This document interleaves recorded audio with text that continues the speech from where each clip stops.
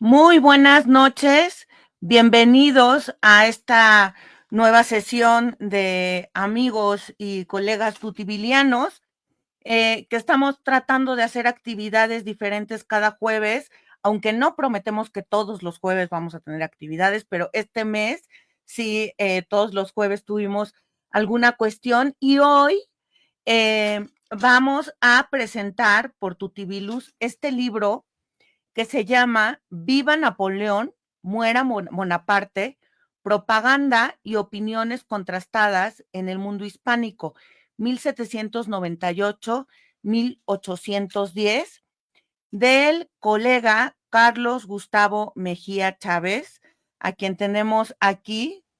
Hola, Carlos, buenas noches, muchísimas gracias por aceptar esta invitación. Querida doctora Anel, muy buenas noches, qué gusto saludarte nuevamente y pues hombre, al contrario, pues el agradecido soy yo a ti y a toda tu audiencia que me permite estar aquí acompañándolos, de verdad estoy muy agradecido.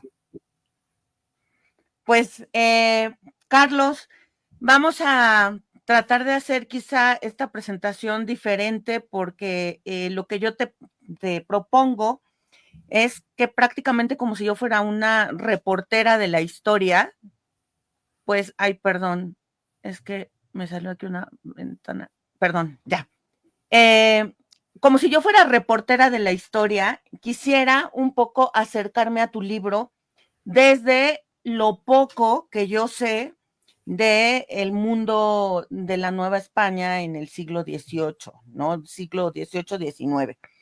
Entonces, pues primero para la gente que no te conoce, eh, pues un poco una reseña de quién eres. Este libro es fruto de cuántos años, porque luego uno sí se queda pensando, ay, escribir un libro, qué bonito, ¿no?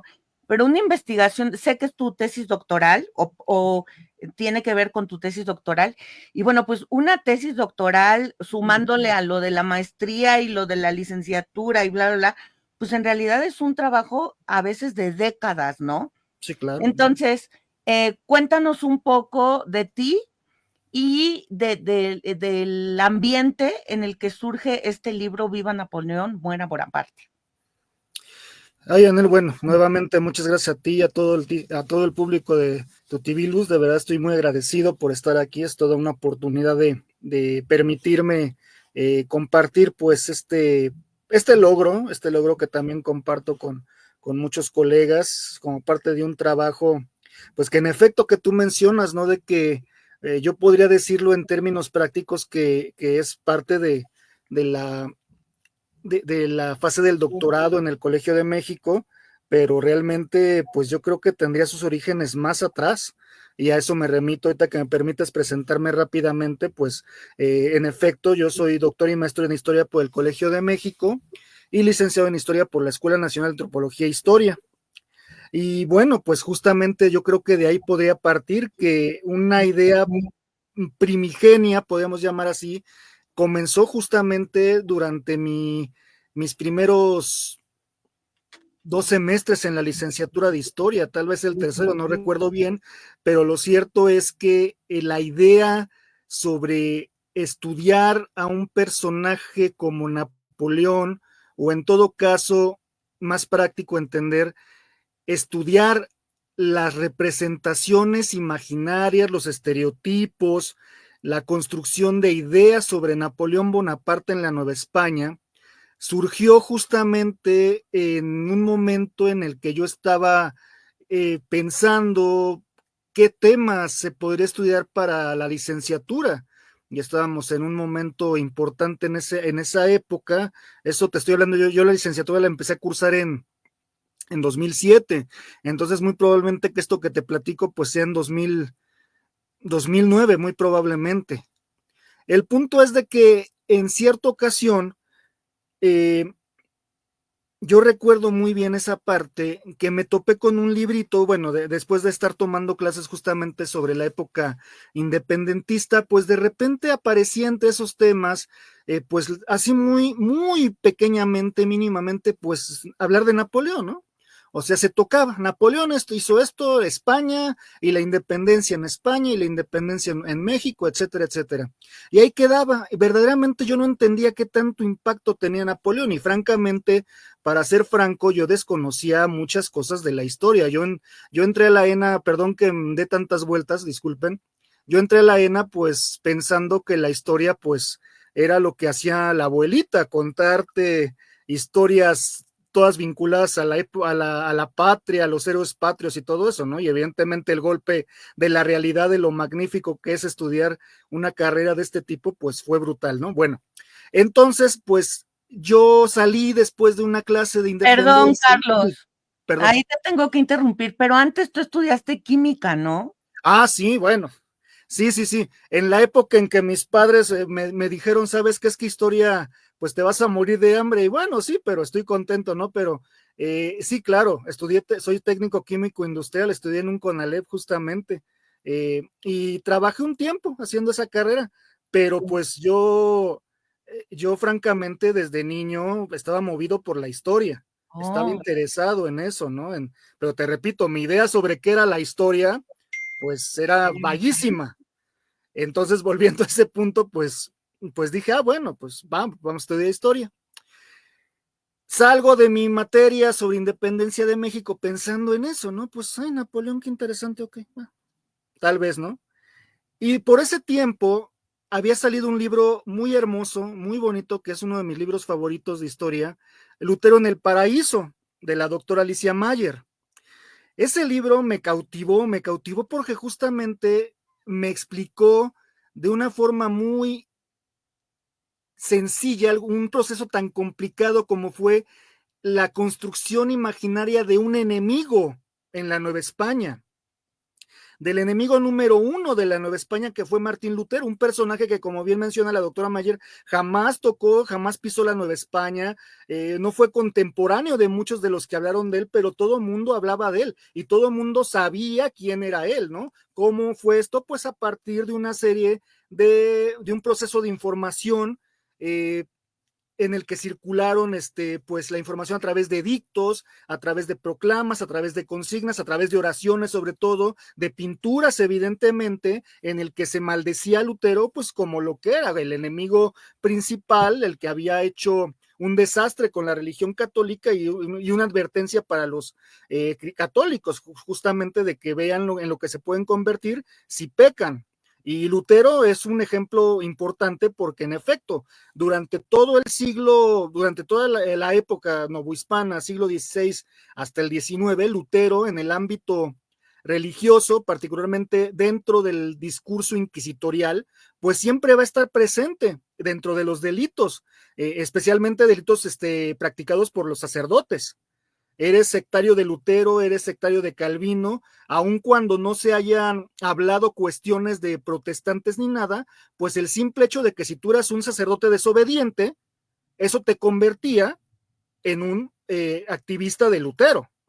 Tanto así que el mismo Miguel Hidalgo, como bien lo menciona la doctora Mayer, pues se convirtió en 1810 por proclamas de la Inquisición en amigo de Lutero, ¿no? Sin que hubiera nada de por medio, nada que Hidalgo dijera que algo vinculado a Lutero, pero por obvias razones, pues lo tacharon de eso. Entonces, ciertamente esa fue una parte que a mí me iluminó y posteriormente empecé a trabajar en la ENA, empecé a trabajar la cuestión del imaginario dentro de la Inquisición, trabajé algunos edictos, toqué algo de Bonaparte, pero hasta ahí.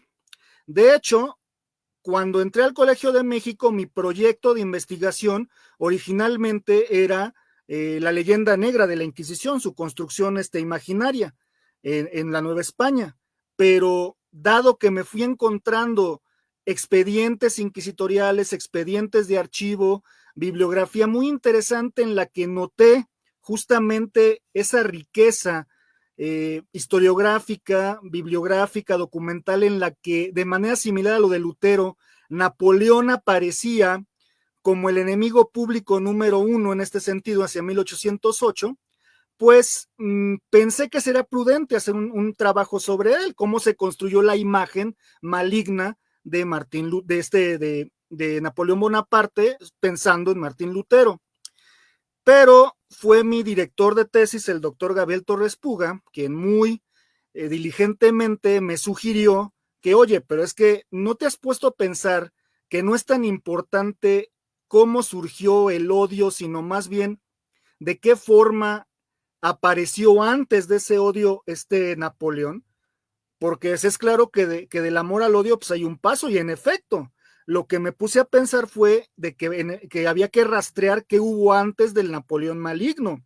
Y fue muy sorprendente, repito, en mi ignorancia de muchas cosas, pues encontrarme a Napoleón años antes como un gran aliado, como un gran amigo de la monarquía hispánica, defensor del catolicismo, protector de la España, amigo de los Borbones, etcétera, etcétera. Y fue fascinante eso, para que entonces yo me di a la tarea de construir justamente ese discurso imaginario y transitorio del Napoleón bueno al Napoleón malo.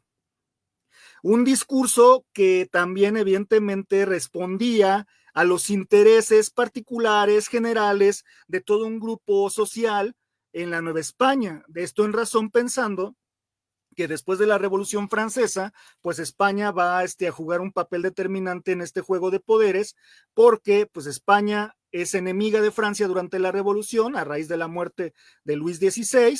Posteriormente se hacen las paces entre España y Francia, la República Francesa, para eliminar del camino en el comercio, sobre todo a Gran Bretaña, y en ese momento aparece Napoleón.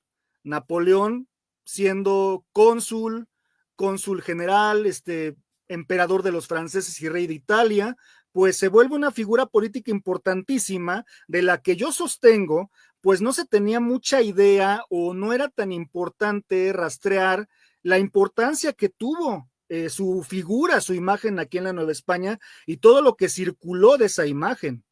En este sentido, pues repito que la idea era buscar en los archivos qué se había dicho de Napoleón y cómo ese primer momento que va de 1798 a 1808, pues es una primera parte en la que tú ves ese Napoleón que todo mundo, bueno, no todos evidentemente, pero muchos aclaman, muchos respetan, muchos aman, gente que comercia con estampas, grabados, pinturas, estatuas, esculturas de Napoleón Bonaparte que poseían en sus casas, que guardaban como algo bonito, un recuerdo del gran Bonaparte, pero que en 1808, una vez que se gesta ya la crisis hispánica, que la invasión en España, que Fernando VII es arrestado y que José Bonaparte es impuesto, pues evidentemente se genera todo un cambio que responde a las cuestiones de patriotismo y lealtad a España,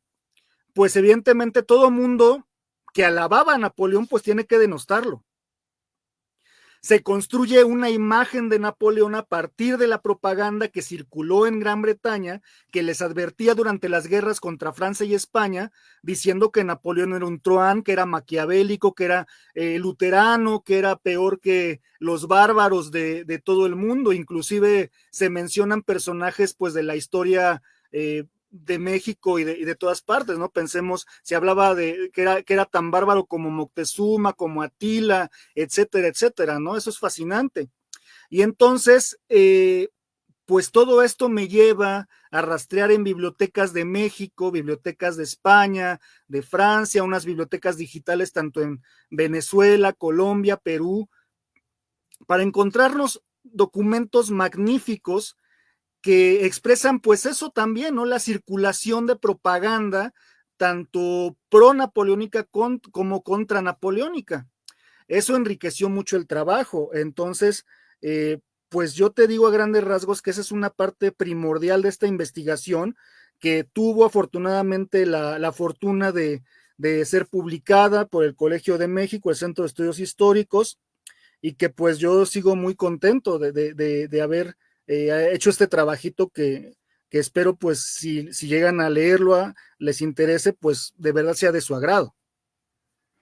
Pero no nos dijiste cuánto te tardaste en hacerlo, cuántos años. Perdón, sí, muchas gracias. Bueno, pues esto, digamos, empezó en la maestría, esto sería 2016, 7, 18, 9, 20, culminé en 21, culminé en 20, pues me tardé como 4 o 5 años haciéndola. Evidentemente, esto también lo digo muy respetuosamente porque es parte también de nuestro trabajo y de lo que vivimos, pues pude hacerlo en ese tiempo, que es un tiempo corto verdaderamente, creo yo, pues gracias a las facilidades, a la oportunidad de estar en una institución como lo fue el Colegio de México, que te da una beca, que ojalá de verdad, ojalá algún día haya una justicia social para que todos los estudiantes en todas las instituciones tengan esas facilidades, de verdad eso que se merecen todos los que quieren estudiar, todos los que estudian, tengan esas posibilidades de tener una beca que les permita estudiar y hacer una tesis de calidad como es lo que se espera, evidentemente.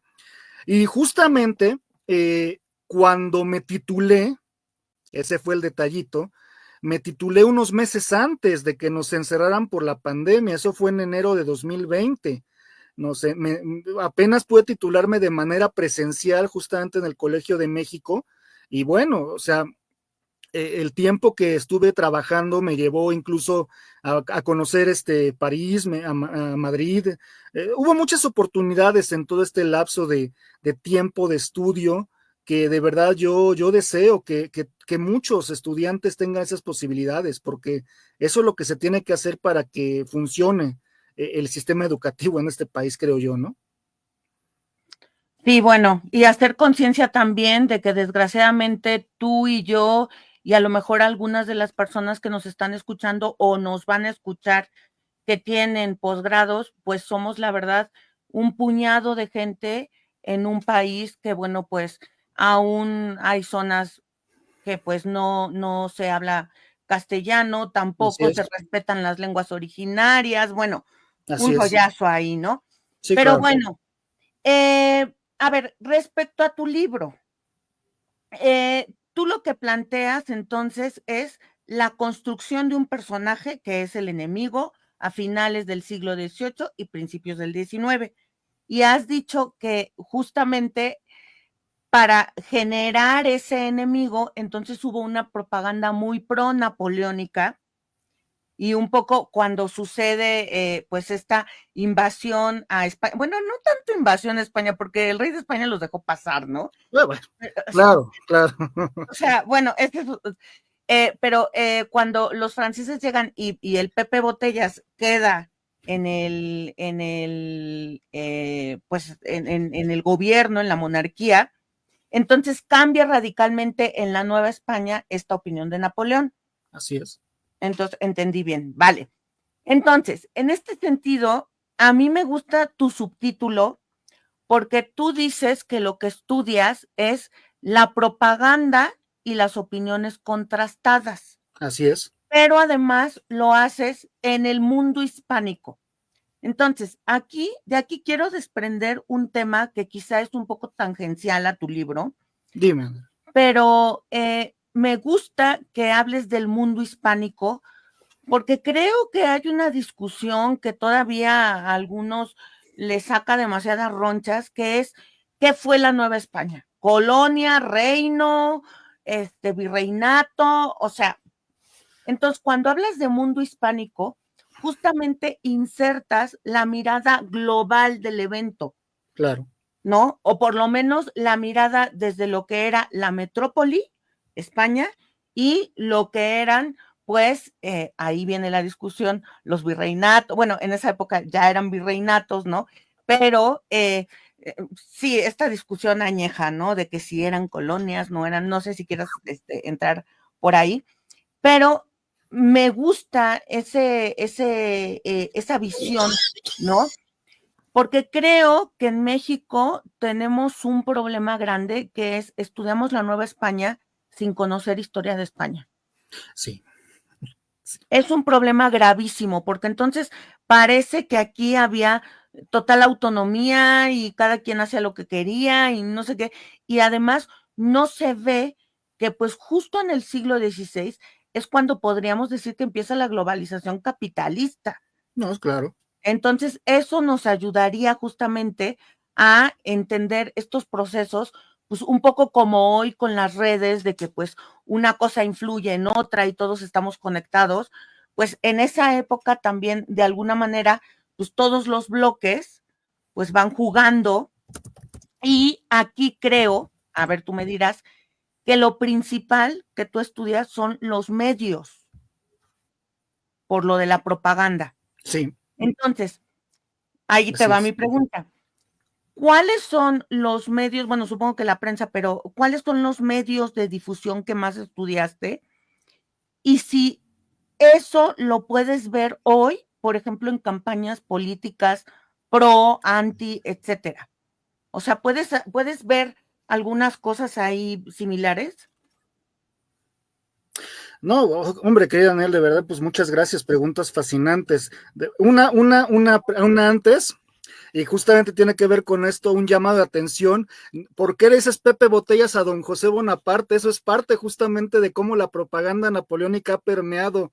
Y justamente ese es el punto importante que vamos a eso, porque la propaganda pues forma parte de mentiras en cierto modo, ¿no? Pero ahorita volvemos a eso. Muchas gracias por preguntar. Respecto a la cuestión del mundo hispánico, en efecto, hay un debate que evidentemente no planteamos darle un punto final aquí, sino enriquecerlo, y tendremos tú y yo un punto de vista similar o diferente, pero ciertamente el mundo hispánico, pues nos está hablando de reinos en América, reinos que tenían, por ende, quien conoce en parte algo de la historia española, por ende, tenían sus propias leyes concedidas por un rey, dadas a un rey, evidentemente que un rey que es venerado, es dignificado, es reconocido en estos territorios, pero que el mismo rey por los vínculos que tiene, por los pactos que se hacen anteriormente, pues reconoce a la Nueva España como como un ente no separado de ella, pero que tiene sus propias determinaciones, evidentemente.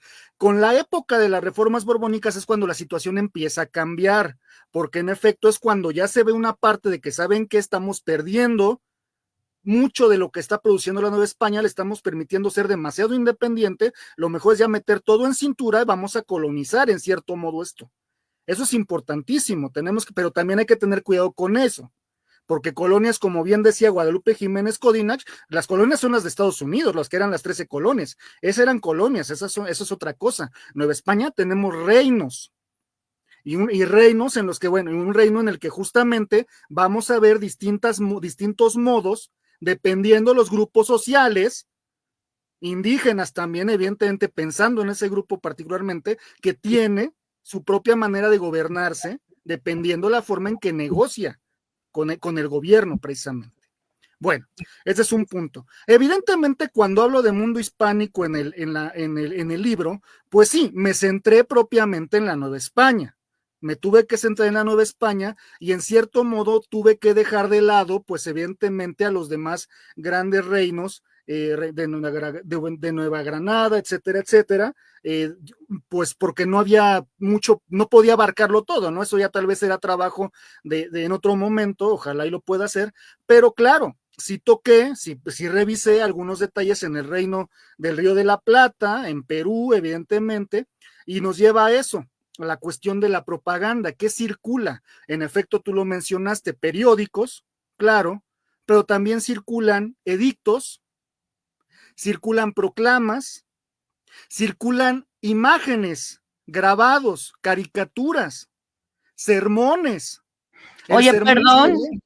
perdón que te interrumpa, pero hace ratito cuando dijiste que la gente tenía estatuas de Napoleón, Sí, nada más como dato genérico, mi abuela tenía una estatua de Napoleón. no, mira, O sea, entonces qué sí se buenos ve ahí gustos, como, bueno, sí se ve ahí como esta larga duración de una idea, ¿no? claro. Perdón porque te interrumpí, pero No, no, no, al contrario, creo que es lo más importante que tiene la visión que das, que estás construyendo ideas, ya no claro, estás construyendo el suceso.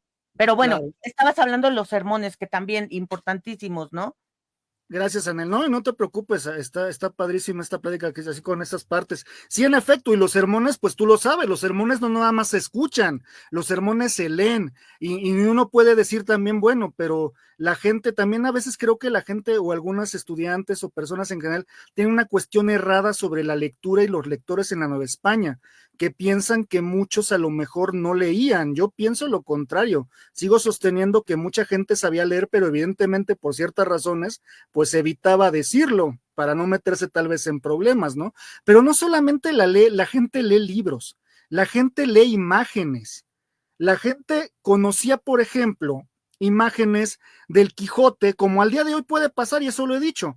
Mucha gente en México y quizás en el mundo conoce al Quijote sin siquiera haberlo leído completo, llamémoslo así, que no estoy juzgando a nadie, ¿no? Algunos empezamos leyendo una versión pequeñita del Quijote, una versión muy básica de primaria, una anécdota del Quijote, y reconocíamos a Don Quijote y a Sancho Panza sin ningún problema. Bueno, en la Nueva España pasaba exactamente lo mismo. Cuando alguien mencionaba al Quijote, pues alguien sabía quién era el Quijote. Y en este caso digo al Quijote porque a Napoleón también en un momento dado para ridiculizarlo, o incluso para contrastar a España con Francia, pues se utilizó una imagen de El Quijote para decir, ah, miren, Napoleón es la triste figura, ¿no? Es el general de la triste figura, o al contrario, tenemos en España tenemos un personaje como el Quijote que siempre estará dispuesto a acabar con franceses como Napoleón, ¿no? Y eso se veía en caricaturas, se ridiculizaba a Napoleón. Y al día de hoy, hablando de lo que tú me preguntabas, si es que me salté algo, ahorita me lo recuerdas, la cuestión de la propaganda, bueno, es que la propaganda en cierto modo el mensaje es básico.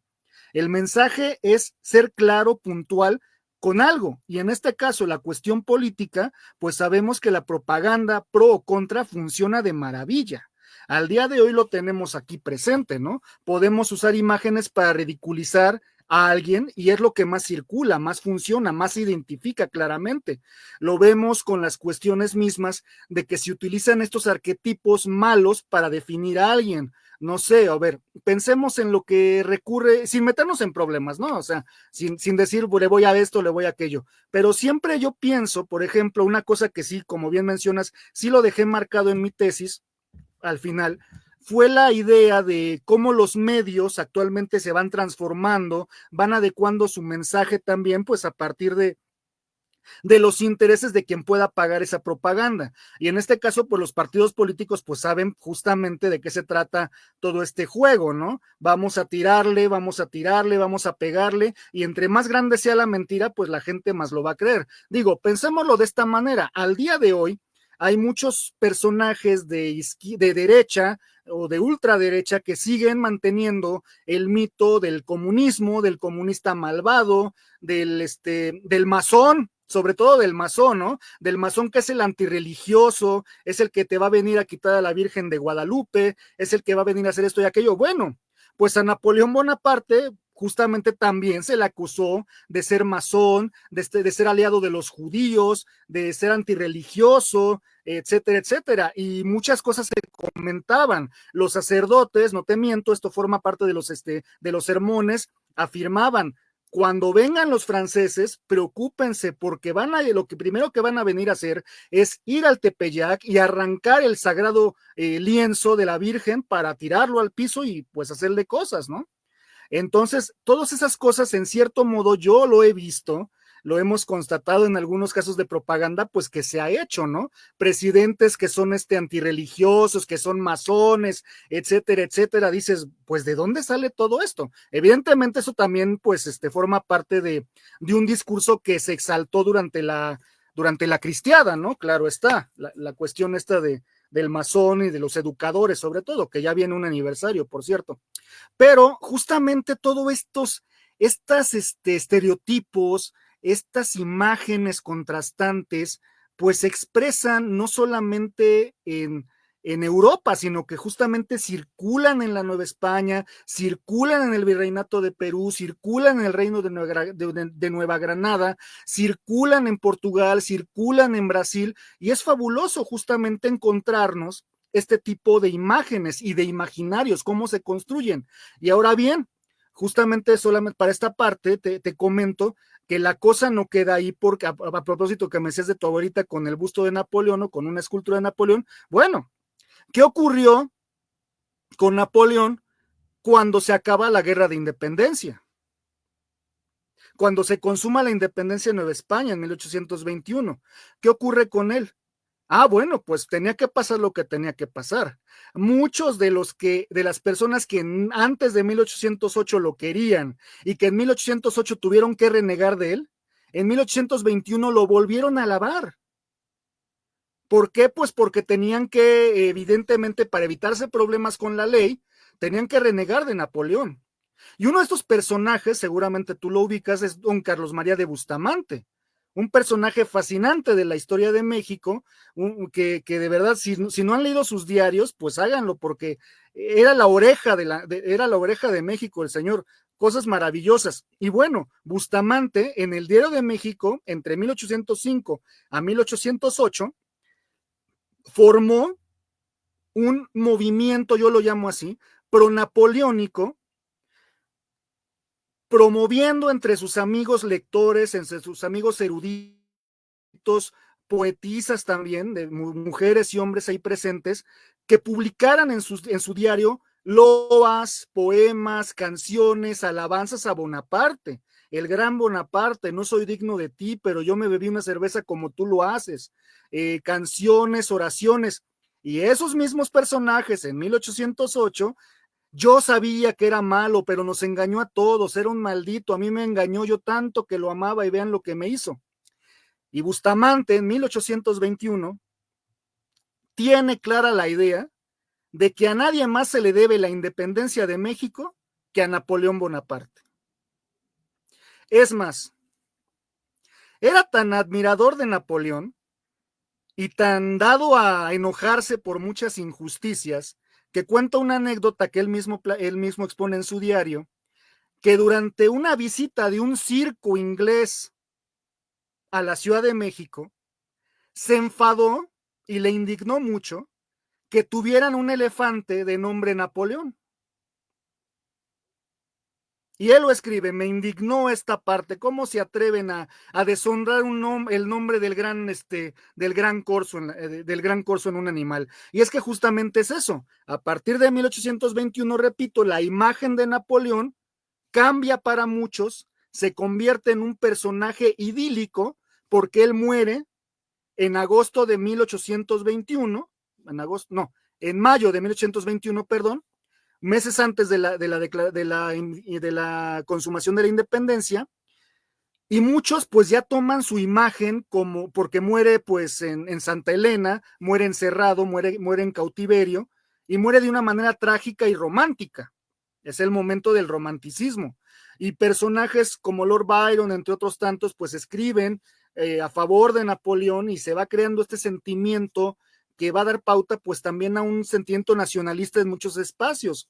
Y Napoleón se convierte en una imagen caudillesca, una imagen guía para muchos personajes que van a gobernar y dirigir el destino de los países que están saliendo como independientes. Pensemos en uno, particularmente en México, pues no había más Napoleón que Antonio López de Santana. Y muchas de las personas que alaban a Santana, ahí está la comparación, eres grande como Napoleón Bonaparte. ¿Qué más te podría decir? Bueno, y tú mencionabas lo de José Bonaparte, lo de Pepe Botella. Es que fíjate, ahí está una gran injusticia. Bueno, yo lo veo así, ¿no? No pretendo. Perdón, historiadores. Discúlpeme, no pretendo meterme en saco de 5 varas con A ver, algunos. perdón. Sí, En mi descarga tengo que decir que yo eso lo aprendí en España. Entonces, allá sí, pues es muy odiado, ¿no? Bueno, Bueno, ese es el punto, justamente. No pretendo molestar a nadie, ni mucho menos, ¿no? Claro que a nadie le gusta que lo vayan a invadir, evidentemente, por las razones que tú tengas, sean buenas o malas, ¿no? El camino al infierno está hecho de buenas acciones. Pero el punto es de que José Bonaparte es, por ser parte del movimiento invasor, por ser el hermano que gobierna España, pese a las intenciones buenísimas y contrastantes que tenía con su hermano, José Bonaparte pues se convirtió en un chivo expiatorio. Él no bebía, él no jugaba, él no apostaba, era una persona muy crítica, era muy culto, era muy diplomático José Bonaparte, pero repito, ¿no? La propaganda lo convierte en el Pepe Botellas, y todo el mundo pues lo menciona así, ¿no? Pero pobre José, digo, él tenía muy buenas intenciones, él quería que España y el reino y la monarquía hispánica se siguieran conservando frente a las ambiciones de Napoleón, que él quería pues seccionar toda esta monarquía, ¿no? Es un debate muy interesante, pero no, y te digo, no pretendo defender a nadie, ¿no? Pero es que es interesante esto porque te digo, es una forma en que la propaganda antinapoleónica pues sigue presente. Otra es la clásica, que seguramente tú habrás visto en cualquier lado, películas, caricaturas, dibujos, pues la representación de Napoleón. Napoleón es un chaparro. No, pues Napoleón, pues digamos, 1,70 aproximadamente, pero la propaganda británica, pues lo minimiza, justamente, eres un enano, y así ha seguido hasta el día de hoy. Entonces, solamente es un decir, ¿no? Eso es justamente esa parte bonita de esta historia que a mí me gustó contar, rescatar, y como tú bien dices, ¿no? Tal vez tener una conexión con algunas circunstancias, particularmente la política, ¿no? Que la cuestión de la propaganda, pues al día de hoy, pues ahí sigue dando sus líos, ¿no? Digo, pensemos en el imbécil que está gobernando Estados Unidos ahorita, que pues todo lo que hace es propaganda, porque la propaganda de lo que se trata es de que todo mundo esté hablando de la persona que emite la propaganda, sea buena o sea mala, parezca como estúpido o no. Digo, hace unos días el imbécil pues se burla haciendo el chat GTP de Papa, otra vez en otra ocasión de personaje de la Guerra de las Galaxias, y todo un contexto muy extraño dentro de esas imágenes, pero logró lo que quería, posicionarse como la figura de que todo mundo está hablando de él. Esa es la función principal de la propaganda. No hay propaganda mala, dicen por ahí. Napoleón mismo utilizaba eso. Utilizaba la mala propaganda para decir aquí estoy presente y todo mundo habla de mí. Pues está interesante porque justo si hablas de propaganda, en realidad estás hablando un poco de los mensajes espejo que tiene la sociedad, ¿no? Claro, sí. Porque además, pues hay que tomar en cuenta que en esa época, pues son bastante reducidas las fuentes de información, ¿no? Entonces, prácticamente quien tiene el poder del medio de producción es justamente, dice Naim Damián, que te van a quitar la visa, doctor Gustavo, que ya controle, mesure su coraje. Bueno, perdón, es que entró Procura. No, estuvo bien, sensato, sí. saludos, gracias por estar viendo. Bueno, ay, ya se me fue la idea, es que me dio risa, ¿no? Lo que comenta. Comenten si tienen preguntas para el doctor Carlos Gustavo Mejía. Ya escucharon todo lo que sabe del periodo, que son muchas cosas, ¿no? Y, ya, a donde quería ir es justamente que las construcciones movilizan masas, Sí. ¿no? Entonces, en este sentido, pues evidentemente la opinión pública, que creo que, bueno, no usaste el término opinión pública, sino opiniones contrastadas, ¿no? Hay que insertarlas también en un momento en que la Nueva España está llena de tertulias, ¿no? O sea, hay este singular gusto por reunirse para leer libros, discutir de política, bla, bla, bla. Yo te quisiera preguntar si crees en este sentido que esa propaganda está dirigida a una clase social intelectual o más bien era una propaganda que estuviera dirigida pues para que la entendiera el aristócrata, el burgués y el campesino.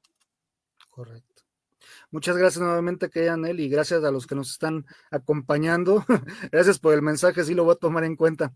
En efecto, fíjate, sí la cuestión de la opinión, procuré también ser muy cuidadoso con ese término de opinión pública porque sabemos que es un término, pues no la palabra no es peligroso, pero es cuestionable en muchos aspectos. Lo cierto es que en efecto, entre el siglo XVIII, raíz, cuestiones de la ilustración, que también puede ser muy cuestionable, pues están cambiando muchos términos en manera de cultural, en manera de enriquecimiento entre varias personas, la cuestión de la plática, la cuestión de la discusión.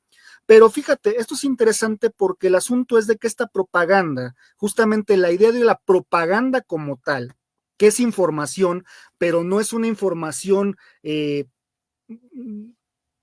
limitada a un grupo.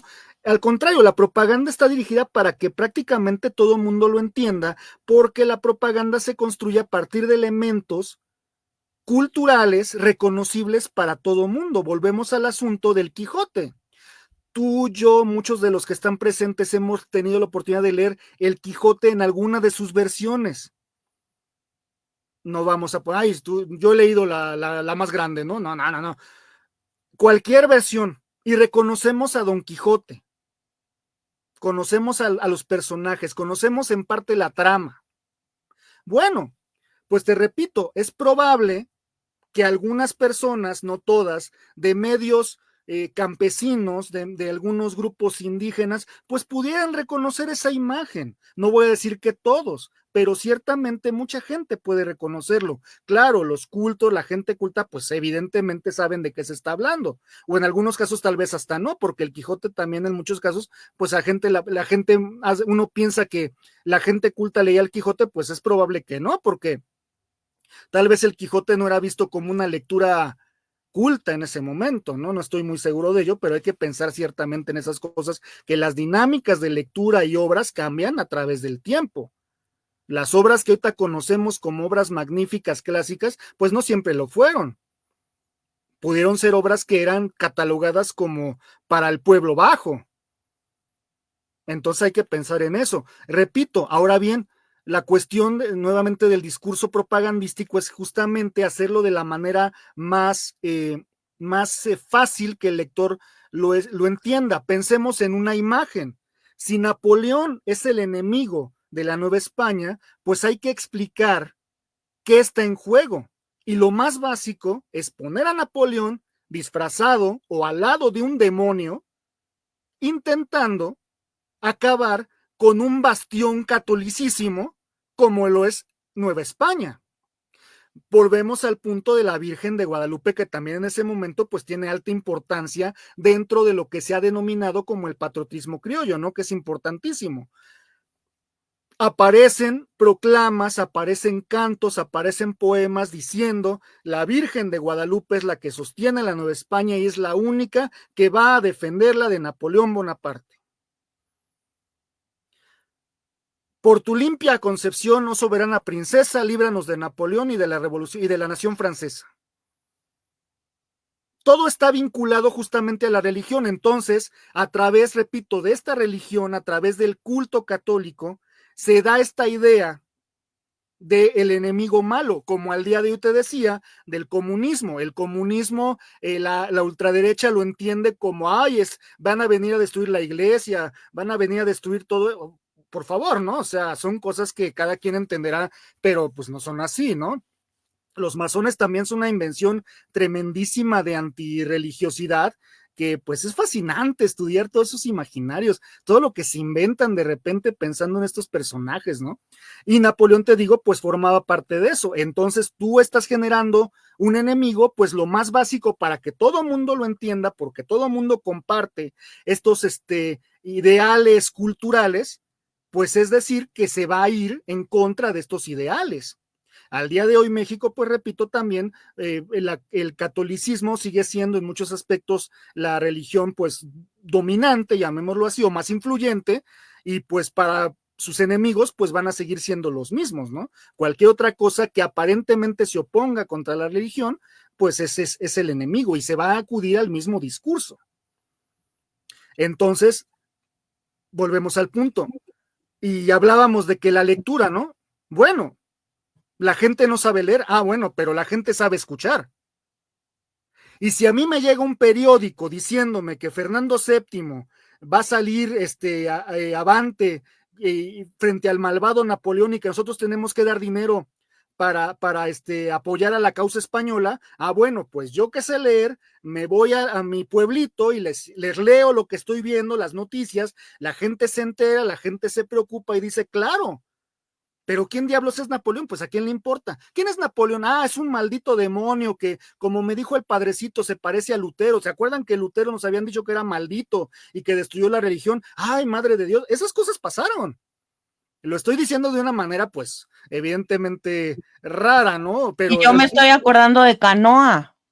bueno, pensémoslo justamente en un ejemplo así, ¿no? Desde luego te repito que la influencia religiosa está ahí presente. Los sacerdotes en los pueblos se enteran, son la principal base de información, de que les llegan la información, la Inquisición manda edictos diciendo, si ven circulando proclamas de José Bonaparte, tómenlas, quémenlas enfrente de la gente. Todavía más importante, hay rumores de que hay agentes de Napoleón caminando por los pueblos intentando convencer a los campesinos, a los negros, es un concepto, ¿no? Digo, no pretendo ofender ni parecer ofensivo. A negros castas diciéndoles, oigan, ya hay un nuevo rey, ya olvídense de Fernando VII, ya está José Bonaparte. ¿Y qué pasaba con esos chismes? Pues mucha gente los creía. Hubo denuncias en las de que llegaron con unos campesinos a preguntarles por qué no estaban trabajando. Y los campesinos dijeron, pues ya no tenemos que trabajar porque José Bonaparte va a suprimir el tributo. ¿De dónde sacaban eso? No lo sé. Pero volvemos al punto de los intereses. Cada quien jugaba a lo que mejor le convenía. Y si alguien andaba diciendo por ahí que iban a suprimir los tributos, o no era cierto, pues ¿por qué no habría de ser cierto? Pues vamos a tomarlo, no es mala idea. Puede Esto que que no estás sea mala idea. contando se parece mucho a cuando expulsaron a los jesuitas, ¿no? Claro. Que también había muchas historias de que iban a regresar y Así no es. sé qué. Así es. Entonces, estamos hablando de un siglo XVIII, de los imaginarios del siglo Claro. XVIII en la Nueva España, ¿no? Sí, en efecto. Sí, un ejemplo magnífico, el de los jesuitas también es fantástico. Los padrecitos van a volver, o maldiciones a quien haya tocado a los jesuitas. De hecho, incluso cuando se escucha, se sabe que Miguel Hidalgo está haciendo revuelta, pues a veces él habiendo sido un discípulo de la Compañía de Jesús, pues aparece invariablemente la imagen de los jesuitas diciendo, miren, ahí está una conspiración de los jesuitas que van a volver con Hidalgo. Y qué bueno que lo mencionas ahorita, pues Hidalgo, pues también se convierte en esa imagen amenazante, perdón, de que va a explicarles a los novohispanos, pues la maldad tan grande de Napoleón, que vean, les advertimos, es tan grande la maldad de Napoleón que ya convenció hasta a los sacerdotes para que se levanten contra el mal gobierno, contra el gobierno, vaya, mejor dicho. Y en efecto, a Hidalgo lo tacharon de ser sectario de Lutero, de ser amigo de Napoleón, de haberse entrevistado con un agente de Napoleón, ¿qué más? Toda una serie de elementos fantásticos que repito, ¿no? Un ejemplo nuevamente religioso, la cuestión del Apocalipsis de San Juan, que Napoleón, pues tú sabes la aparición de la bestia de 7 cabezas y la otra bestia maligna. Bueno, pues la bestia de 7 cabezas es Napoleón y la otra bestia que lo acompaña, pues es Hidalgo. Pues claro, el anticristo, pues así se explica todo. Y desde luego que mucha gente lo asume como tal, ¿por qué no? Al día de hoy, mucha gente pues sigue creyendo en sus concepciones, pues esto, ¿no? Lo que no es malo, claro, forma parte de una cuestión cultural, pero es interesante ver pues las conexiones ahí, justamente, ¿no? Con sus elementos ahí puntuales. Oye, y ya aprovechándote así de todo lo que sabes del periodo, me voy unos años más adelante y estaba pensando ahorita en la batalla de Puebla, ¿no? Ok. Y cómo seguramente todo ese imaginario sobre Napoleón el francés, no sé qué, pues de alguna manera resucitó en esta batalla ganada, que bueno, pues que tiene que ver justamente también con Napoleón, o sea, bueno, no con Napoleón Bonaparte, sino que con el Napoleón ya rey, Tercero. ¿no? Ajá. Entonces, así un poco como yendo un poco más adelante, seguramente ahí también, pues esa propaganda empezó a hacerse pues muy copiosa, ¿no? O como... Fíjate, eso es interesante, no tengo una respuesta concreta, pero tampoco estoy muy seguro de que hay una comparación pues tan brutal con los dos Napoleones, porque eso es interesante y qué bueno que lo mencionas. Contrario de lo que podía creerse, a Napoleón III no se le podía comparar con Napoleón, con su tío Napoleón Bonaparte, porque a Napoleón III pues todos lo concebían como un imbécil, como un ignorante. Digo, el mismo Víctor Hugo lo tachó como Napoleón el Pequeño. No eres nada frente a Napoleón el Grande. ¿Qué propaganda circuló durante esta época? Sería muy buena idea consultarlo. Seguramente los colegas que han estudiado este periodo deben tener noticia de ello. Pero también te voy a decir otra cosa. Este momento, justamente, sobre todo en el Segundo Imperio, va a dar pauta a a retomar, sobre todo para la política de Maximiliano, pues evidentemente una imagen de Napoleón, rescatarla. ¿A qué me refiero? Pues bueno, vayámonos no tan lejos, vayámonos al castillo de Chapultepec. En el castillo de Chapultepec, si los colegas que nos están acompañando, el auditorio, que les agradezco a ti y a ellos por estar aquí, pues seguramente habrán visto en la parte del baluarte donde se encuentra la entrada principal, donde hay unas escaleras, hay un balcón en el que están representados algunos bustos, sobre todo vinculados a la guerra. Palas Atenea está en el centro, acompaña Alejandro Magno, no me acuerdo, Julio César, no me acuerdo el otro, es inglés, pero también del otro lado está Napoleón Bonaparte, está la efigie de Napoleón Bonaparte. Y en esa época, hasta donde yo también he tenido noticia, porque he averiguado un poquito, pero te mentiría si dijera de más, pues también están apareciendo pues cuestiones pues vinculadas a Francia, evidentemente, pero no se deja de lado pues al gran conquistador que fue Napoleón, evidentemente, ¿no? Pero mira, me has dado una buena idea de preguntar por lo menos a mis colegas que te repito han trabajado ese periodo, de ver qué presencia tendría Napoleón como tal en este momento. Bueno, pues no sé, Carlos, bueno, primero, ¿dónde compramos tu libro? Muchas gracias. Bueno, miren, este librito, permítanme hablar rápidamente de esto. Sí. Este librito, pues miren, de entrada, yo estoy muy agradecido porque este librito pues está hecho con mucho cariño y con el apoyo de muchas compañeras, colegas, historiadoras y artistas. Menciono en principio a mi querida amiga Teresa Irene Barrera, que es una gran artista que me hizo favor de hacerme esta bellísima portada. Ojalá un día tengan Oye, oportunidad yo de pensaba que conocerla. era un exvoto de verdad. No, ella me lo hizo. Le dije, Ah, oye, invéntate un exvoto justamente. Y es maravilloso lo que hizo, porque sí. digo, ella se dedica justamente a hacer estas pinturitas.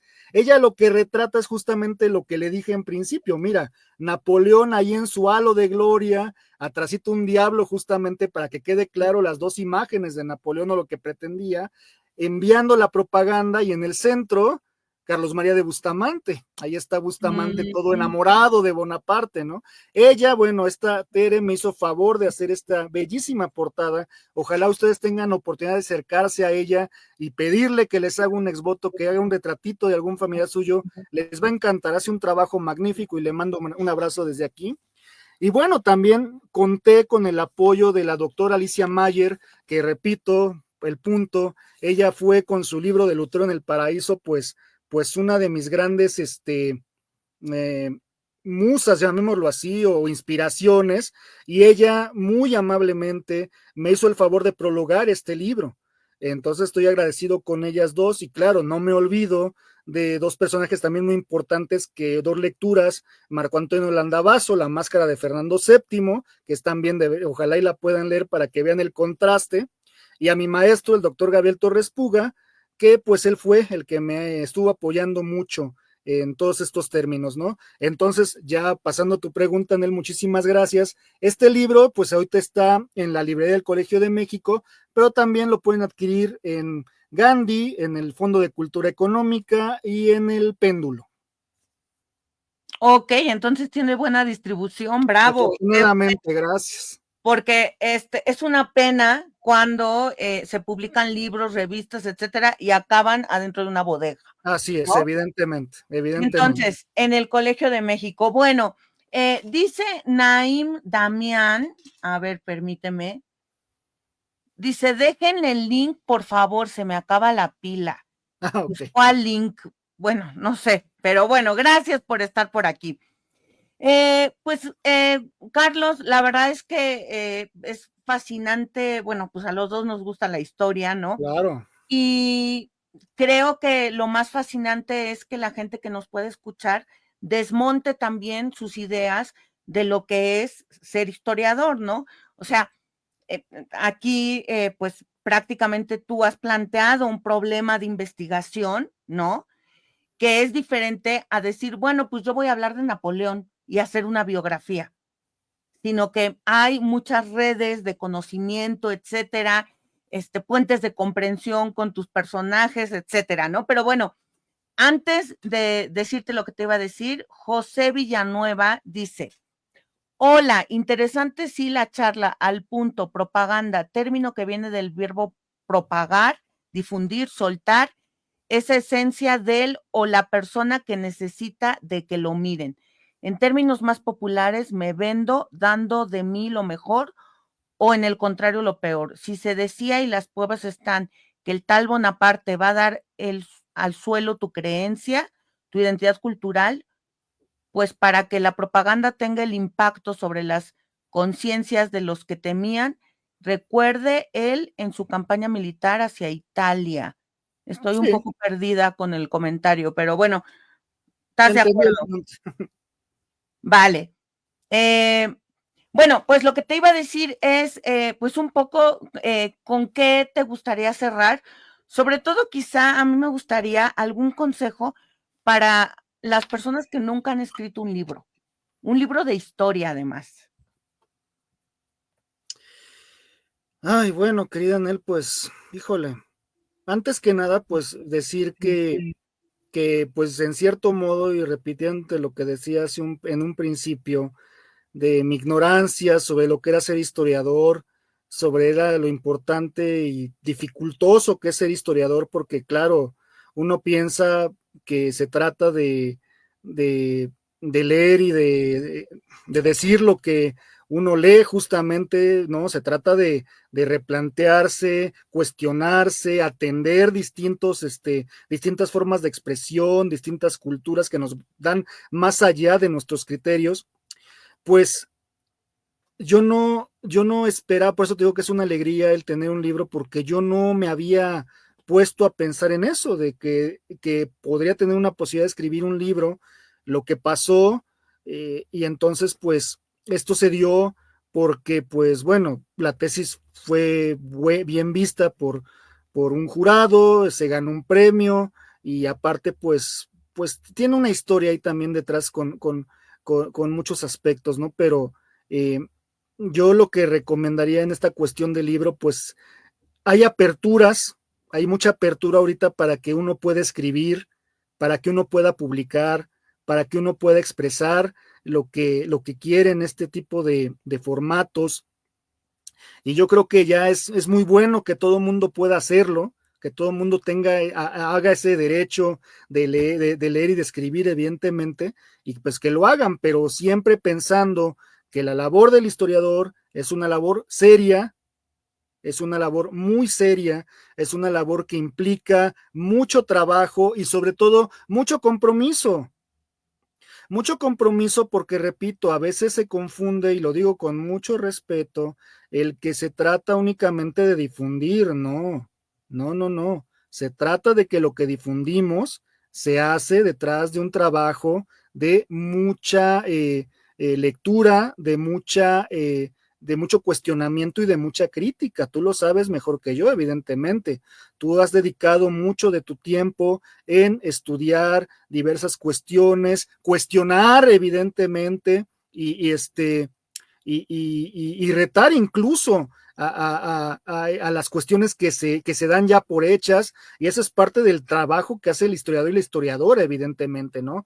Entonces, pues repito, yo creo que eso es lo principal, saber que este trabajo tiene que ser serio y tiene que ser pues muy cuidadoso en ese sentido, porque repito, ¿no?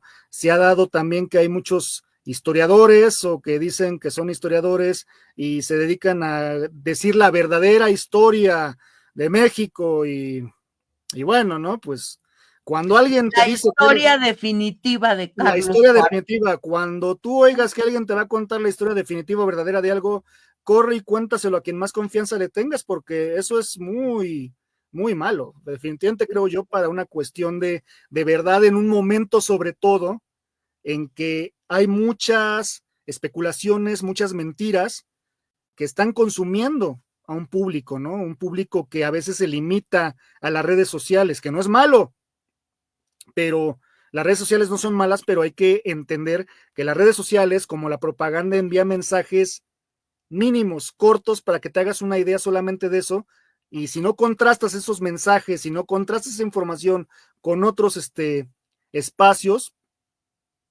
pues está mal. Entonces, creo que es lo que podría decir a grandes rasgos en él. Claro. Bueno, tenemos otro mensaje de José Villanueva, dice, es lo más apasionante de todo oficio el historiar y por ende tener ese registro que no tienen otros. Considero la historia como la madre de toda la ciencia, sea humana, social, formal o natural. Bueno, pues ahí un Bien, guiño. está bien el apasionamiento, pero igual nos van a cuestionar eso, entonces, pero bien, bravo, así se debe de ser, exactamente. Podríamos Sí, hacer bien. un programa de si la historia es una ciencia, por ejemplo, ¿no? Claro, también. Bueno, tú estás Sí, da invitadísimo mucho, cuando da tú mucho. quieras, ¿eh? Cuando Bueno, gustes, Anel.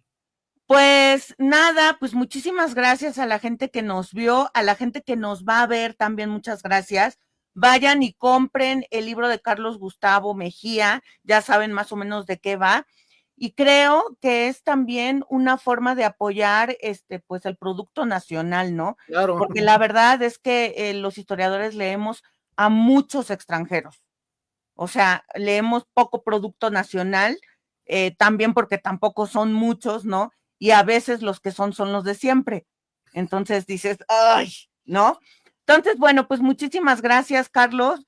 Y pues te voy a despedir. Al contrario, que Anel, muchísimas gracias a ti, a tu público, a tu Tibilus, de verdad, muy agradecido por este espacio. Muchas gracias. Vale. Y bueno, pues a usted le recuerdo que el próximo jueves vamos a tener otra actividad. Va a venir una chica especialista en violencias digitales y vamos a estar hablando con ella. Dice José Villanueva, vivo en Lima, Perú. ¿Dónde consigo? Obvio, librería. A ver, déjenme volver a meter a Carlos. Uy, en Lima, híjole, creo que no ha llegado por allá, pero pues muchas gracias. Voy a procurar que manden algo por allá. Muchísimas gracias. Ojalá y llegue. ¿Podría ser que se comunicaran contigo? Pues es que ¿O tendría tú no tienes difícilmente, ejemplares? no, pero si se comunican tal vez a alguna librería, fondo de cultura, tal vez pudieran hacer el favor de tramitar Claro, un viaje de libros. pues Muchísimas sí. gracias, qué amable. Saludos a Bueno, Perú. saludos. Ahora sí, ya te vas. Bueno, pues gracias, José Villanueva, gracias a la gente que nos estuvo viendo. Y entonces les decía que el próximo jueves a las 8 de la noche, hora de la Ciudad de México, vamos a hablar de violencias digitales. Y bueno, pues les dejamos aquí la propaganda de nuestras tarantelas que vamos a abrir para septiembre. Son 3 y ya estamos dando información. Las inscripciones ya están abiertas y para la gente que se inscriba entre los meses de junio y julio, va a haber un descuentito. Cuídense muchísimo y muchas gracias por estar aquí. Chao, chao.